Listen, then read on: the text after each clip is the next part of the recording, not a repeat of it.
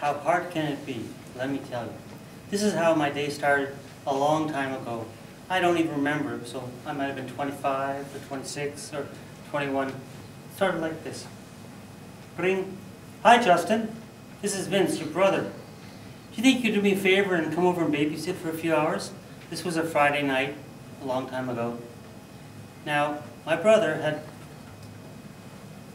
paired up with a woman that came with 3 children.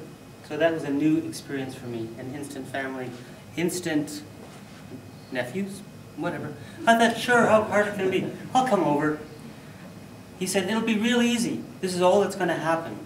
You'll come at 7, they'll be bathed, they'll be fed, they'll be in bed.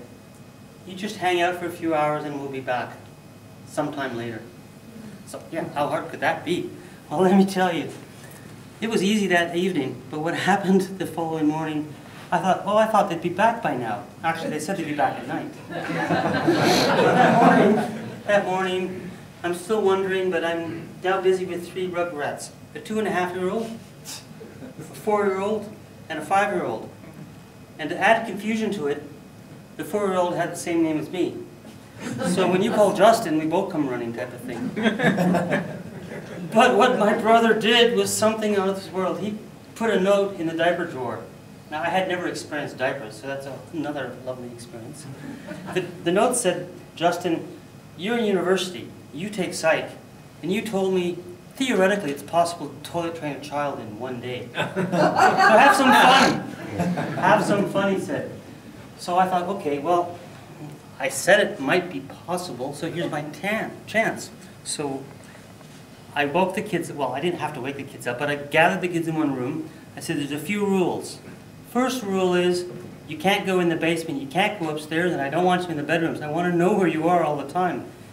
Because kids, if you don't know kids, at least you know kids can do things that you don't know about. That sounds odd, but that's really how I felt. So the kids they thought this was fun. No mom, no dad. I said, rule number 2. You can eat anything in the house you want. Because see, I was trying to fill this little fellow up, the 2.5-year-old. And you can drink anything in the house, anything in the fridge, anything in the kitchen. And I made Kool-Aid. I got pop. Well, I went to the basement. I got pop, Kool-Aid, milk. Again, I'm trying to fill the little kid up. I mean, there is a concept behind this. How hard could it be? Fill him up. He's got to empty himself. And then I still had I still had the 3 kids, and containing them into one area was helpful because I could keep my eyes on them. And kids really do things like stick a knife in the electrical socket. I mean, I would never do that as a kid. Kids do that. The other thing that was kind of entertaining was they had never had this freedom because this was a very religious household. Now, 4-year-olds and 5-year-olds, they know the concepts. And I'm thinking, how do I read them stories? Because I was trying to contain them a bit.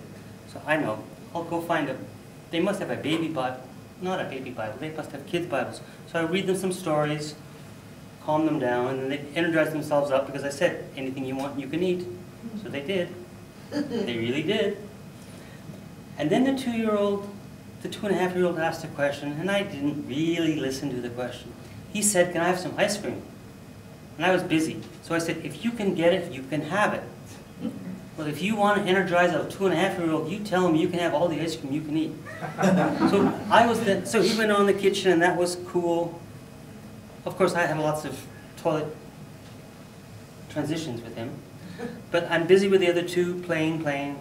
And then all of a sudden, you know, I'm sitting over here, and I'm playing with Justin, and I'm having some fun. And then I hear Amber crying, so I go, what have you done? Well, she'd just broken a bottle, and there's glass all over the floor, and she was crying because she thought I was going to whack her or she would get in trouble. I said, no, don't worry, just stay out of the room.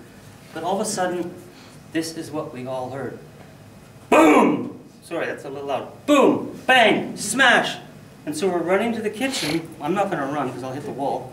But we run into the kitchen, and then we hear this horrible sound. This 2.5-year-old is pushing the card table to the fridge. He's opened the freezer door, and now I'm watching him, and we're in stunned silence. Because this is what we see. The little kid had pulled a drawer out at about this height. And he pulled a chair at this height. I'm not going to move it. And he pulled another drawer out about this high. And then the little fella, the gymnast, he sort of went up the first drawer, onto the chair, and onto the next drawer, and then walked around the countertop. And all three of us are looking at him. He then he's trying to step onto the card table. Now, at that point, the adult in me, or whatever I was, realized that's not a good idea. So I said, "Do you want some ice cream?" So I got the ice cream out, scooped it up. I added some peanuts, just to give some texture to the whole concept. And then we were fine.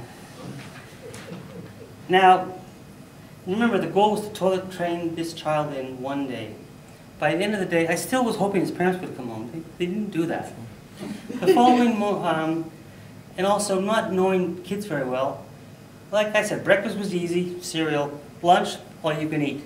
Supper, I made the dumb mistake of dialing 967-1111. Hi, I'd like a large pizza. Can you please put anchovies, hot peppers, salami on that pizza? Now the problem, that sounds great for an adult. For little kids, their stomach isn't accustomed to that. So at midnight, they all tossed their cookies and everything else. So I had a midnight bubble bath with the children, and I was still wondering, where is his parents? The following morning, I realized they must have come in at about 5 in the morning. We all got up at 6. Because they were all not feeling very well, we were all in one big bed, sort of like a giant teddy bear nest zone. I realized the parents were home.